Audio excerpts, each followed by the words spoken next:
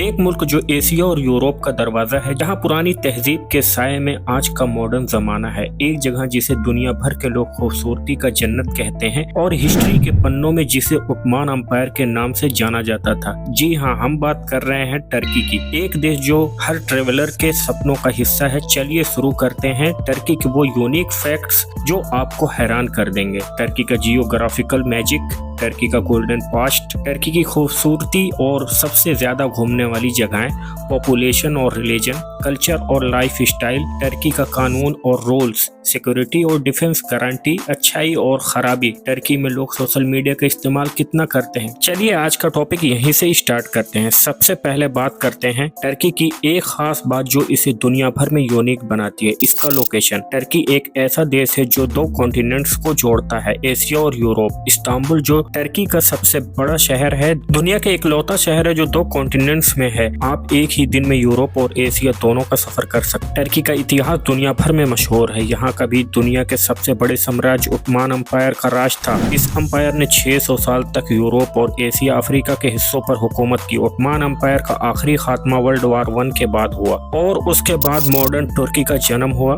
जिसे Mustafa camel Ataturk ने 1923 में एक सेकुलर रिपब्लिक बनाया। दोस्तों, बहुत लोगों का मानना है कि इस्तांबुल टर्की का कैपिटल है, यानी राजधानी, पर ऐसा नहीं है। अंकारा यहाँ की राजधानी है। इस्तांबुल की ग्रैंड बाजार दुनिया भर में फेमस है, जहाँ 4000 से ज्यादा दुकान है और 25,000 से ज्यादा लोग काम करते हैं। बॉस्फोरस की ब्रिज ही इस्तांबुल को दो कॉन्टिनेंट्स में बदल देता है, एशिया और यूरोप के रूप में। टर्की टूरिज्म के लिए दुनिया भर में काफी मशहूर है। हर साल टर्की में करोड़ों लोग घूमने आते हैं। 2023 के डाटा के मुताबिक टर्की में लगभग 52 मिलियन इंटरनेशनल टूरिस्ट को वेलकम किया था, जो कि एक रिकॉर्ड है। ये टर्की को दुनिया के सबसे पॉपुलर टूरिस्ट डेस्टिनेशन में से एक बनाता है। टर्की की खूबसूरती आपको हर तरफ देखने को मिलेगी। आया सोफिया दुनिया के सबसे मशहूर और हिस्टोरिकल मोमेंट्स में से एक है, जो टर्की के इस्तांबुल शहर में मौजूद है। इसका नाम का मतलब है होली विजडम, मुकद्दस जगह। इसका एक लंबा और दिलचस्प तारीखी सफर है। आया सोफिया को रोमन एम्पेरियर जस्टिनियन के हुक्म पर 537 ईडी में बनाया गया। ये उस वक्त दुनिया की सबसे बड़ी चर्च थी और बाइजेंटीन अंपायर का रिलीजियस और पॉलिटिकल सेंटर था। ओटोमन अंपायर के जमाने में फिर से 1453 में सुल्तान अहमद ने इस्तांबुल को फतह किया और आया सोफिया को एक मस्जिद में तब्दील कर दिया। फिर मुस्तफा केमल अतातुर्क के हुक्म पर 1935 में इसे एक म्यूजियम में बदल दिया। ये दुनिया भर के लोगों के लिए एक कल्चरल और रिलीजियस सिंबल बन गया। 2020 में टर्की की गवर्नमेंट ने आया सोफिया को फिर से मस्जिद में तब्दील कर दिया। आज ये एक एक्टिव मस्जिद है, मगर टूरिस्ट के लिए खुला है। कैपाडोसिया के हॉट एयर बैलून दुनिया भर में मशहूर हैं और ये टर्की के सबसे आइकॉनिक एक्सपीरियंस में से एक है।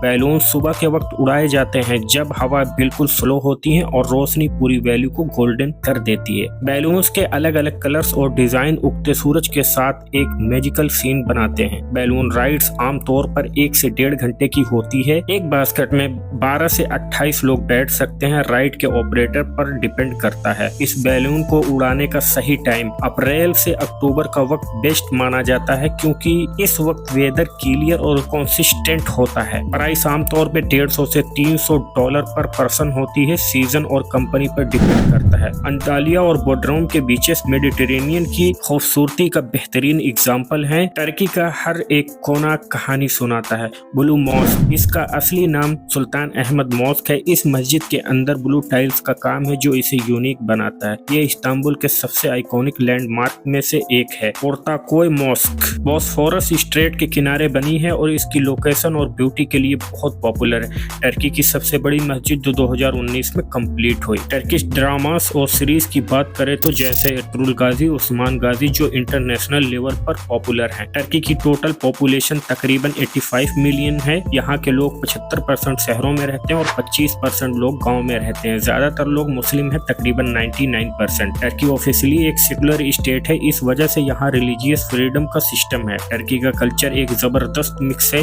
ईस्ट और वेस्ट का कॉम्बिनेशन ऑर्गेनाइजेशन। टर्की के खाने दुनिया भर में फेमस हैं, जैसे डोनर कबाब, बकलावा, तुर्किश चाय। यहाँ के कुछ बाजारों में आपको रंग बिरंगे मसाले और मिठाइयाँ मिलेंगी। इस्तांबुल का ग्रैंड बाजार दुनिया का सबसे बड़े और पुराने बाजार में से एक है, जहाँ आपको हर चीज मिलेगी। हाँ, तुर्की एक नाटो मेंबर है, North Atlantic Treaty Organisation. Turkey 1952 में नाटो का हिस्सा बना था। नाटो एक मिलिट्री अलायंस है जिसमें 21 देश शामिल है जो एक दूसरे की सिक्योरिटी और डिफेंस के लिए मिलकर काम करते हैं। नाटो का आर्टिकल 5 कहता है अगर किसी एक मेंबर देश पर हमला होता है तो सभी मेंबर कंट्रीज मिलकर उस देश की मदद करेंगे। इसका मतलब टर्की को एक मिलिट्री बैकअप मिलता है जो उसकी सिक्योरिटी को मजबूत बनाता है। टर्की एक सेकुलर और डेमोक्रेटिक कंट्री है, लेकिन रूल्स यहाँ काफी स्ट्रिक्ट हैं। स्मोकिंग या इलीगल एक्टिविटीज पर फाइन्स और स्ट्रिक्ट एक्शन लिए जाते हैं। टर्की एक सेफ कंट्री और टूरिज्म इंडस्ट्री यहाँ बहुत स्ट्रॉन्ग है। अच्छाइयाँ हर देश में होती हैं, कुछ खराबियां भी होती हैं। बड़ी सिटीज में ट्रैफिक और पोल्यूशन एक कॉमन प्रॉब्लम है। टर्की में सोशल मीडिया काफी पॉपुलर है और यहाँ दुनिया के उन टॉप कंट्रीज में शुमार होता है जहाँ सोशल मीडिया प्लेटफॉर्म का हैवी यूसेज है। टर्की में 2024 के डाटा के हिसाब से 84 मिलियन से ज्यादा लोग सोशल मीडिया प्लेटफॉर्म का यूज करते हैं। मोस्ट पॉपुलर प्लेटफॉर्म्स हैं Instagram, TikTok, Twitter, x, Facebook और यूट्यूब। टर्किश यूथ के बीच इंस्टाग्राम और टिकटॉक सबसे ज्यादा फेमस है, जबकि एडल्ट्स व्हाट्सएप और फेसबुक पर एक्टिव रहते हैं। एक टर्किश यूजर रोजाना 3-4 घंटे सोशल मीडिया पर स्पेंड करता है। तो दोस्तों, आपको कौन सा फैक्ट सबसे ज्यादा इंटरेस्टिंग लगा हमें कमेंट्स में जरूर बताएं और चैनल को सब्सक्राइब करना ना भूलें। मिलते हैं अगली वीडियो में एक नए टॉपिक के साथ, तब तक के लिए बाय बाय।